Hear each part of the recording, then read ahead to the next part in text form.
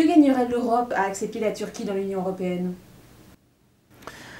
Alors, il faut rappeler que la Turquie est déjà présente au sein de l'Europe dans la quasi-totalité des institutions et des organisations européennes, à l'exception de l'Union européenne. Elle est membre du Conseil de l'Europe, par exemple, mais également de l'OCDE. Elle est aussi un membre de l'OTAN. Et elle participe à toutes les grandes compétitions, qu'elles soient d'ordre culturel ou sportif. On peut estimer que la Turquie, en tant que membre de l'Union européenne, apporterait beaucoup, notamment sur le plan économique, à travers un renforcement des relations économiques.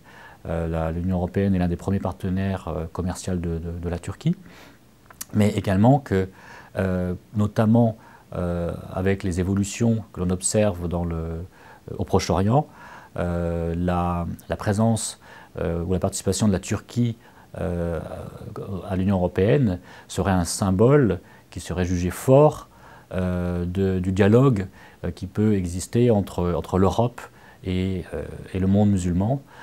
Et la Turquie pourrait intervenir, donc comme argument pour ceux qui défendent son adhésion, comme un pont entre l'Europe et le monde musulman. Vous pensez que c'est le point clé qui fera qu'à un moment donné, la Turquie rentrera dans l'Union européenne officiellement? C'est l'un des points clés qui peut effectivement jouer un rôle important, mais sur cette question, il y a un débat assez fort au sein des élites en Europe, et il y a l'opposition. C'est-à-dire que pour certains, au contraire, l'entrée de la Turquie contribuerait au clash des civilisations, au conflit entre les civilisations. Et par conséquent, c'est une question qui est en fait assez controversée. Membre de l'OCDE, membre de l'OTAN, comment est-ce que le peuple turc vit toutes ces réticences?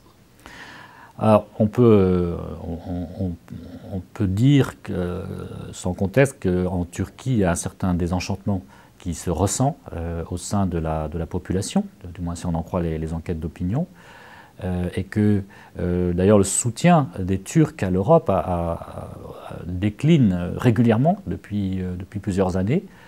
Il y a effectivement aujourd'hui une perte d'espoir quant à l'adhésion de la Turquie à l'Union européenne chez les Turcs qui s'est renforcée. Beaucoup d'entre eux estiment que cette adhésion n'interviendra pas et que par conséquent l'enjeu européen n'est plus aujourd'hui un enjeu prioritaire pour la Turquie. Pourquoi est-ce que vous avez choisi d'écrire ce livre? Alors avec Bruno Cotresse, nous avons choisi d'intéresser à ce sujet tout d'abord parce que c'est un sujet d'actualité qui revient très régulièrement à l'ordre du jour.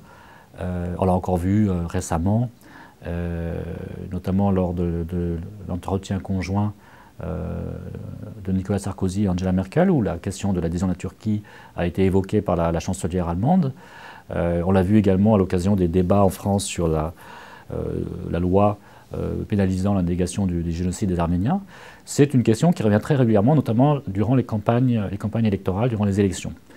Et nous avons également choisi de traiter ce sujet à travers un regard comparatif, donc des Européens, mais aussi des Turcs, sur l'adhésion de la Turquie à l'Union européenne, parce que pour nous, c'est une question qui renvoie aussi et surtout à la perception que l'on a de l'Europe et de son avenir. Donc nous avons tâché de montrer que le positionnement des Européens et des Turcs, c'est-à-dire en faveur ou en défaveur de l'adhésion, reflétait surtout des conceptions plurielles de l'Europe, du projet européen et de son avenir. C'est un petit peu la démarche qui nous a motivés.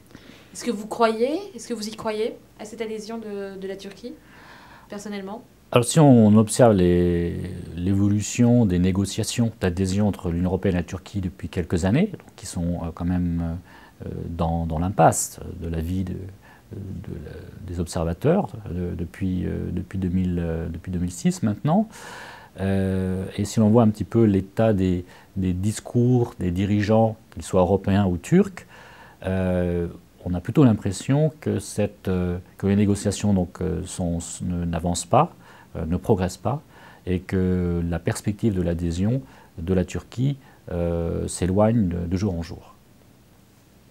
Merci beaucoup Nicolas Monceau.